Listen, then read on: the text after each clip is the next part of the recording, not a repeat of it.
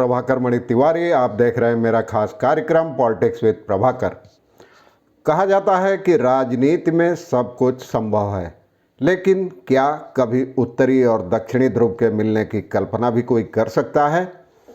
राजनीति में सब कुछ संभव वाली कहावत एक बार फिर पूर्वोत्तर राज्य मेघालय ने चरितार्थ की है और देश में पहली बार वहाँ एक ऐसी सरकार कायम हुई है जिसमें बीजेपी के साथ उसकी धुर विरोधी सबसे बड़ी विरोधी कांग्रेस भी शामिल हो गई है। जी हाँ, अब यह दोनों एक ही गठबंधन में है और बहुत अनूठी है। राजनीति में कभी भी कुछ भी हो सकता है, लेकिन ऐसा भी हो सकता है इसकी तो शायद किसी ने कल्पना भी नहीं की होगी। हालांकि मेघालय आयाराम गयाराम की राजनीति के लिए कुख्यात रहा है, मशहूर रहा है बहुत पहले से, लेकिन अब ये ताज़ा जो घटना हुई है इसने राजनीतिक दिग्गजों को भी हैरत में डाल दिया है।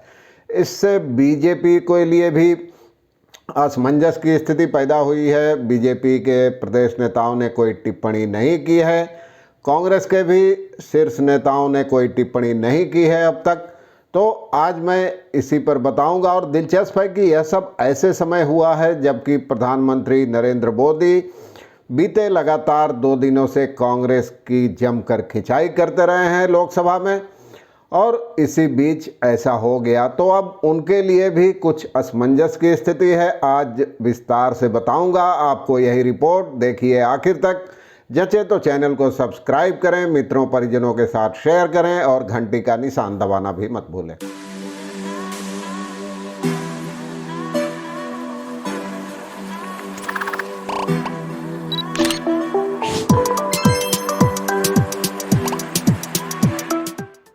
जी हाँ, मैंने जो बताया आपको, पूरब का स्कॉटलैंड कहा जाता है मेघालय को, वहाँ अब कांग्रेस और बीजेपी मिलकर सरकार चलाएंगी और कांग्रेस के जो 5 विधायक थे उन्होंने सत्तारूढ़ गठबंधन को अपना समर्थन दे दिया है। उसके बाद अब तृणमूल कांग्रेस ही राज्य में विपक्षी पार्टी बन गई है। पहले कांग्रेस थी विपक्षी पार्टी, लेकिन अब उसने भी उस गठबंधन से हाथ मिला लिया है जिसमें बीजेपी पहले से शामिल है। कांग्रेस पार्टी के नेता ए लिंगडो के नेतृत्व में सभी 5 कांग्रेस विधायकों ने मुख्यमंत्री कोनराड संगमा की नेशनल पीपल्स पार्टी के नेतृत्व वाले गठबंधन को समर्थन दिया है। जैसा कि मैंने बताया, बीजेपी उसमें पहले से ही शामिल है।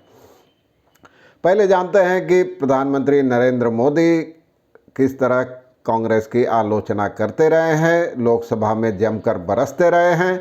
उन्होंने सोमवार को निशाना साधते हुए कहा कि कांग्रेस विभाजनकारी मानसिकता और फूट डालो राज करो की नीति अपनाकर टुकड़े टुकड़े गैंग की लीडर बन गई है और विपक्षी पार्टी को जनता नकार चुकी है, लेकिन उसका अहंकार खत्म नहीं हुआ है, वह अब भी अंध विरोध में लगी है।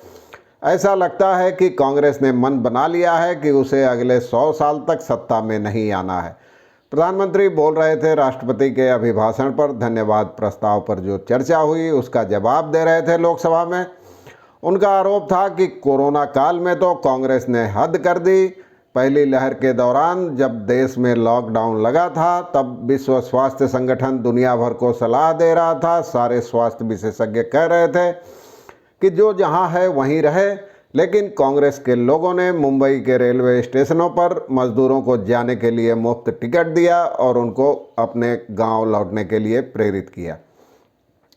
तो ऐसे में समझा जा सकता है, यूपी चुनाव है, उत्तराखंड पंजाब में चुनाव है, तो प्रधानमंत्री मोदी, जाहिर है कांग्रेस उनकी सबसे बड़ी प्रतिद्वंदी है बीजेपी की, तो उनके हमले को समझा जा सकता है। लेकिन एक और दिल्ली में जब ये हमला चल रहा था, इसी बीच मंगलवार शाम को मेघालय में कुछ उल्टा ही घटनाक्रम हो रहा था, चल रहा था।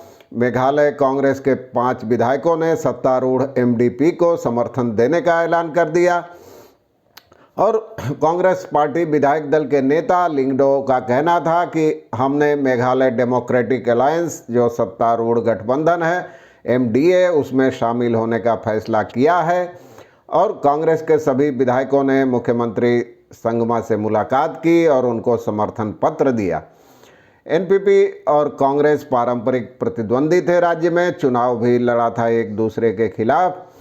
लेकिन बीते दिनों जब कांग्रेस के 12 विधायक अचानक ममता बनर्जी की तृणमूल कांग्रेस में शामिल हो गए थे, तो दोनों पार्टियां उसके बाद ही करीब आने लगी थी।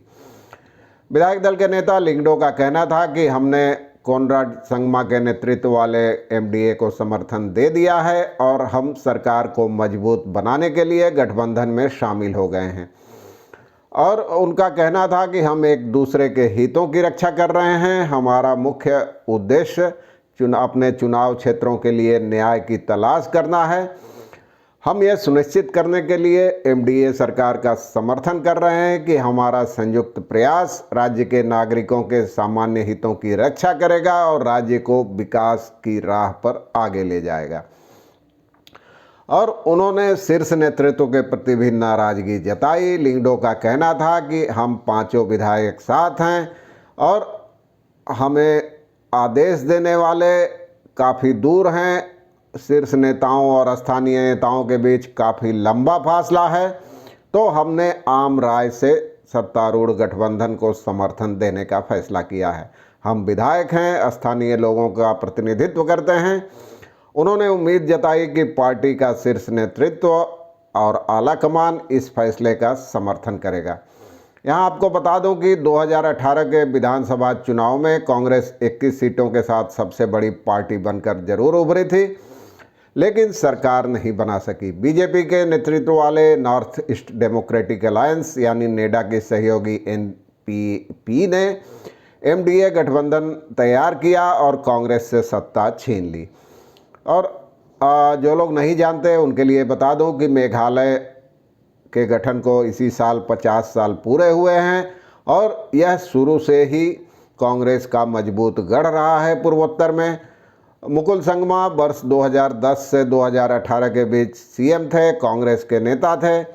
लेकिन बीते अगस्त में कांग्रेस में खटपट बढ़ गई जब शिलोंग के सांसद विंसेंट पाला को मुकुल संगमा को दरकिनार कर मेघालय कांग्रेस कमेटी का अध्यक्ष बना दिया गया। यानी मुकुल संगमा को हटाकर सांसद विंसेंट पाला को अध्यक्ष बनाया गया और उसके बाद ही उसमें भगदड़ मचने लगी। 1 दर्जन विधायक तृणमूल कांग्रेस में शामिल हो गए मुकुल संगमा के नेतृत्व में।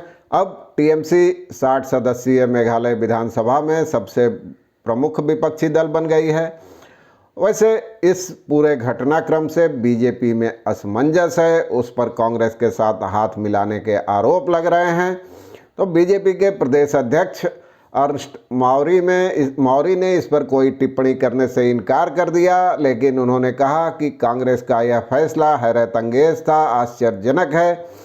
इस बीच मुख्यमंत्री कोनराड संगमा ने कहा है कि पॉलिटिक्स में यानी राजनीति में न तो कोई अस्थायी दोस्त होता है न ही कोई अस्थायी दुश्मन, और चूंकि कांग्रेस के हित एमडीए के हित से जुड़े हैं, एमडीए के हित के समान हैं, इसलिए कांग्रेसी विधायकों ने सत्तारूढ़ गठबंधन को समर्थन देने का फैसला किया है। तो ये खबर बड़ी दिलचस्प थी। हालांकि मुख्यधारा की मीडिया में ज़्यादा इस बारे में इतने विस्तार से कहीं ये खबर आपको नहीं दिखी होगी, यह मैं दावे के साथ कह सकता हूँ। और ऐसी ही खबरों के लिए चैनल का समर्थन करें, सब्सक्राइब करें, मित्रों परिजनों के साथ शेयर करें, अपनी टिप्पणियों से अवगत कराते रहें। तो आज के लिए बस इतना ही। धन्यवाद, नमस्कार।